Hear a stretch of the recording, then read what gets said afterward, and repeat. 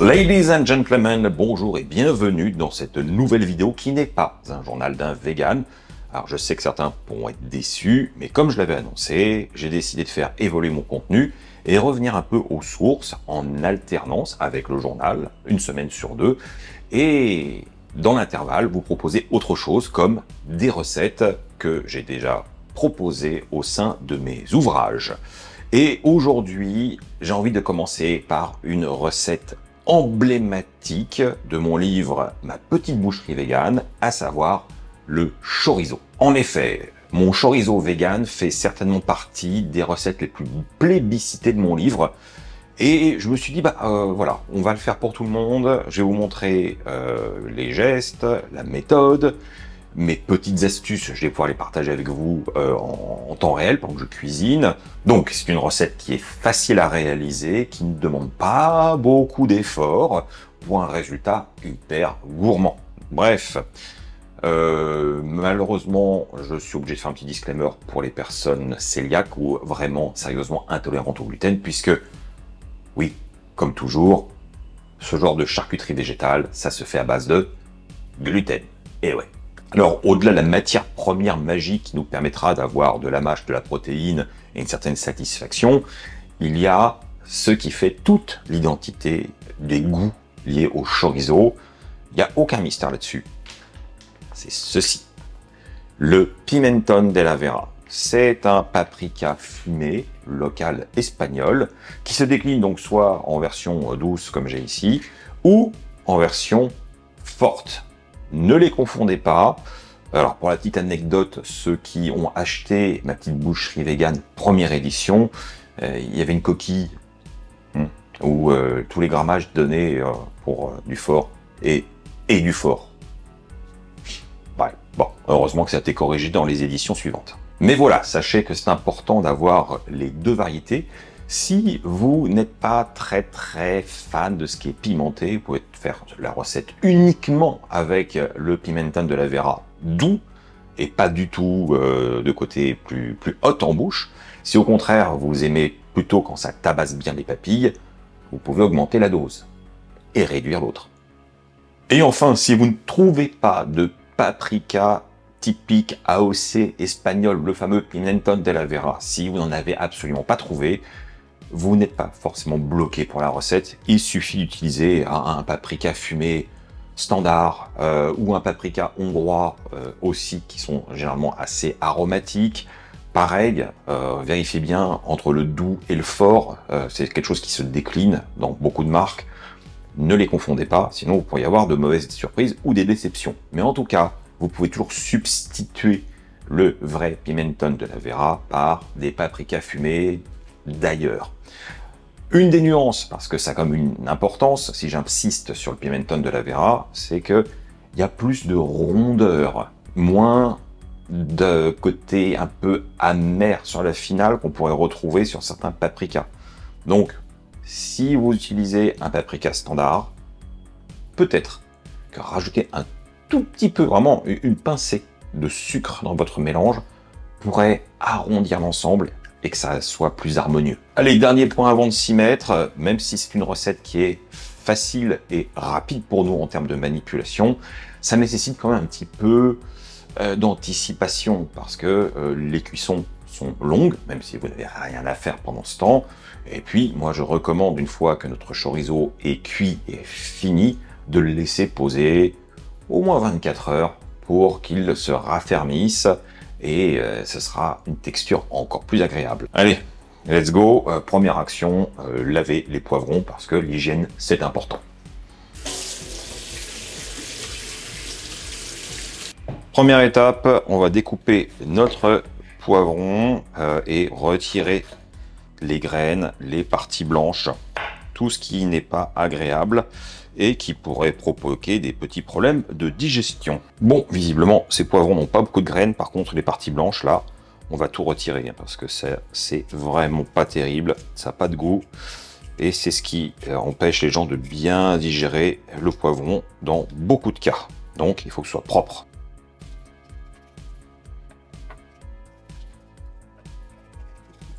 Voilà, une fois que nos poivrons sont bien parés et propres, on va pouvoir les découper en petits morceaux.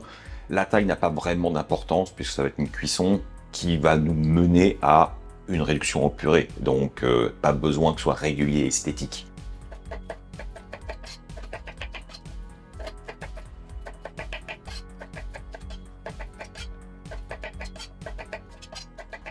Allez, on passe à la cuisson. Donc là, ma petite sauteuse, elle est bien chaude. Je rajoute de l'huile d'olive.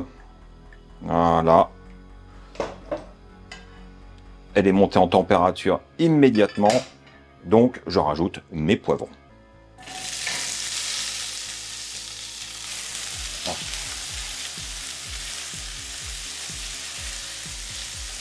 Dès que les poivrons sont un petit peu saisis, on va rajouter l'ail. C'est important d'attendre juste pour que l'ail ne brûle pas. Si vous le mettez d'abord, il va vite caraméliser et puis noircir et dégager des mauvais goûts. Là, l'humidité du poivron commence à sortir et donc ça va éviter de brûler. Voilà. Vous pouvez utiliser de l'ail frais avec un pressail, toujours précieux, ou de l'ail surgelé. Mais vous pouvez même faire ce que je vais faire. Prendre de l'ail surgelé et le mettre dans le pressail pour avoir une pulpe plus fine. Bah oui, il n'y avait plus d'ail frais chez le primeur. Et c'est parti pour l'ail. Hop là. Voilà. Une gousse, pas plus, hein. Et on mélange.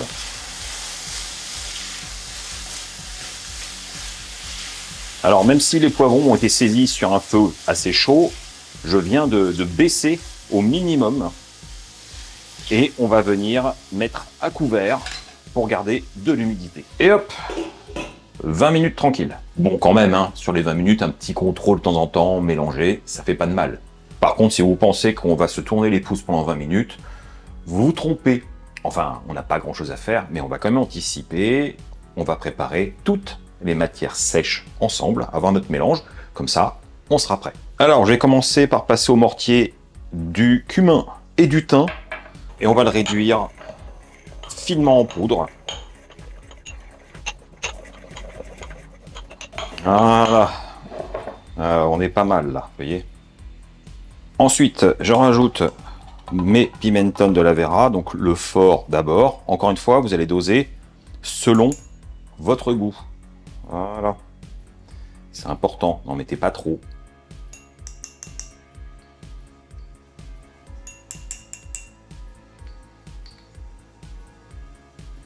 Et voilà, ça fait une bonne dose d'épices, mais c'est normal.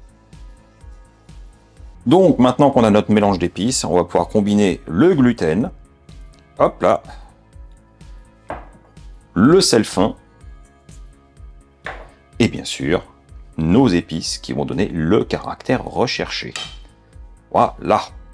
Et maintenant on combine tout simplement, voilà.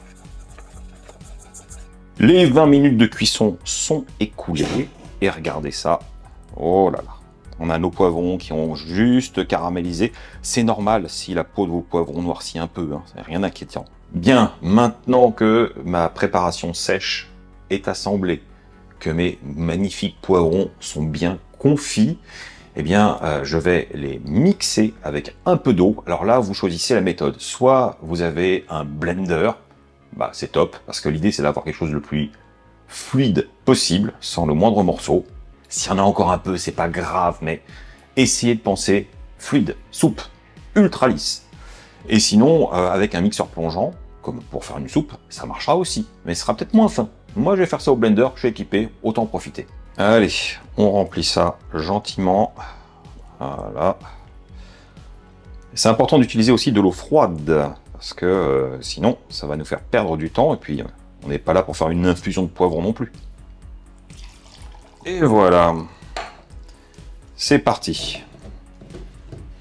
Let's go. Bon, ça va faire du bruit, hein, comme d'habitude. Et voilà le moment délicat d'assembler notre gluten avec notre crème de poivron. Alors bon, là je le fais à la main, je commence par une cuillère, mais vous pouvez aussi le faire dans un robot à cuve. Mais attention, dans ce cas-là, vous mettrez d'abord la base liquide au fond et vous rajouterez le gluten par-dessus. Là, on combine les deux directement ensemble. Là, je vais y aller avec les mains. Donc, qu'elle soit propre, c'est important. Mais surtout, ayez bien en tête que on est sur une base de sétan, malgré tout. Ça veut dire qu'au plus vous allez pétrir votre gluten, au plus il va être élastique, voire caoutchouteux et dur.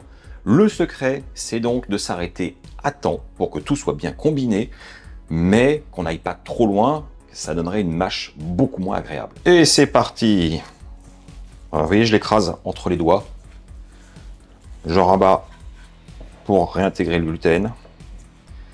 Mais j'y vais pas comme un barbare, hein. On y va gentiment.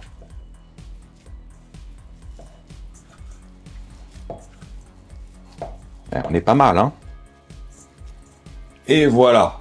Là, franchement, on est bien, c'est souple, c'est encore modelable. Et justement, c'est l'instant critique, puisqu'il va falloir le contraindre dans du film alimentaire pour le cuire et qu'il ait une forme de gros saucisson. Et faisons une petite pause rapide pour parler justement de cette contrainte du gluten travaillé comme ça.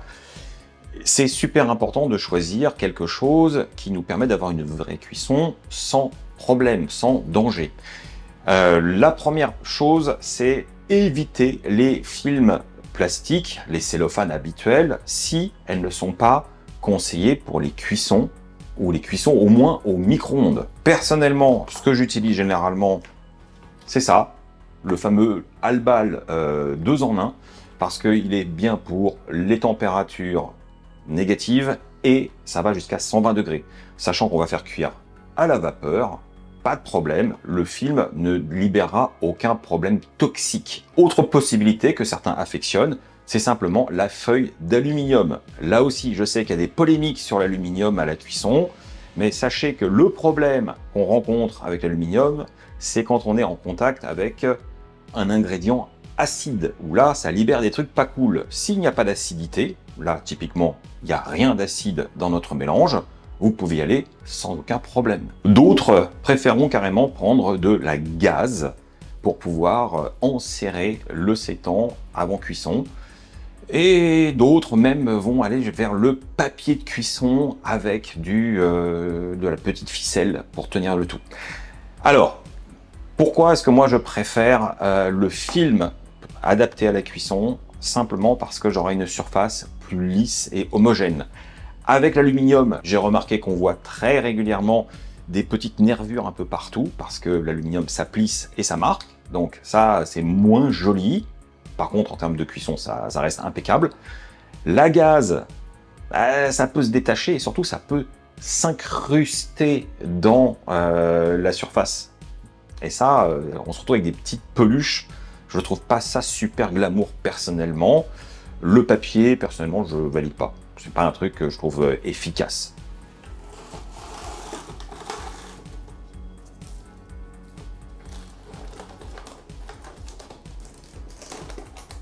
Bon, et ben là, je vais laisser Laura officier pour deux raisons. Une pratique, je peux pas filmer et manipuler en même temps. Et autre raison, pas les moindres, elle est plus douée que moi pour faire ce genre de choses.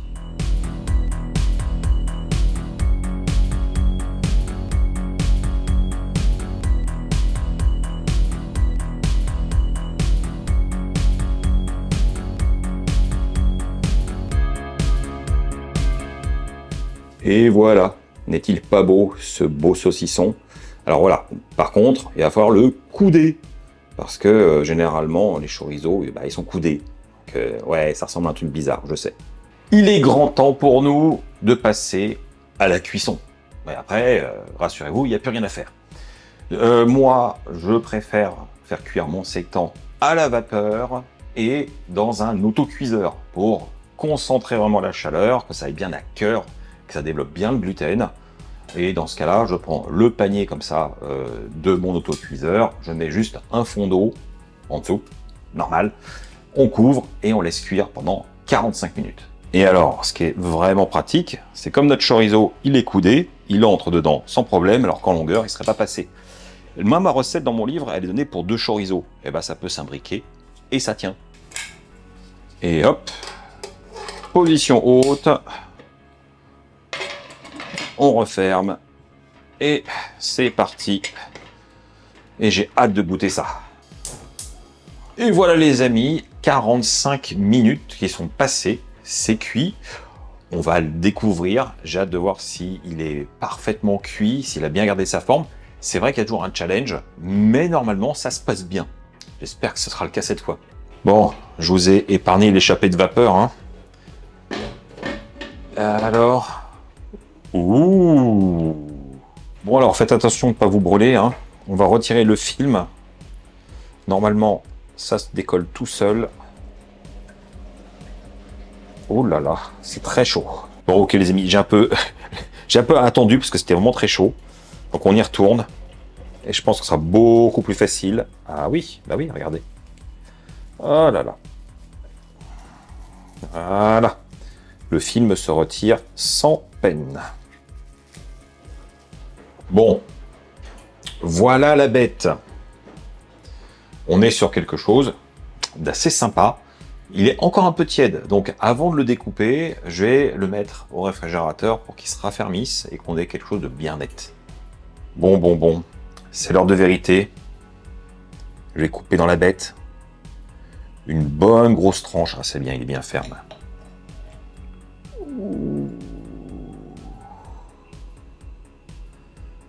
Ah ça, messieurs, dames, c'est un pur concentré de bonheur. Ouais, il est frais. Moi, je préfère le laisser reposer. Ouais, 24 heures, c'est bien. Mais 12 heures minimum. Qu'importe, j'ai trop hâte.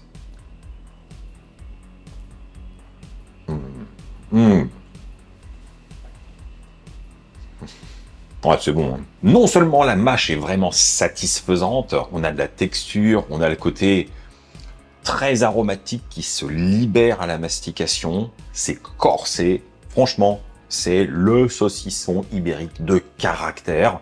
On retrouve les traceurs, et c'est ça qui est important.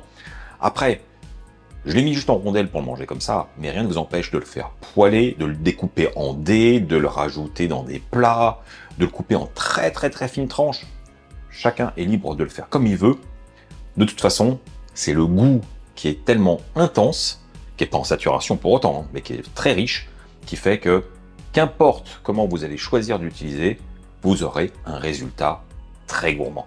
Voilà les amis, j'espère que cette recette vous a plu et que vous avez envie de la reproduire. Vous pouvez la retrouver en détail dans mon livre Ma petite boucherie végane, bien sûr.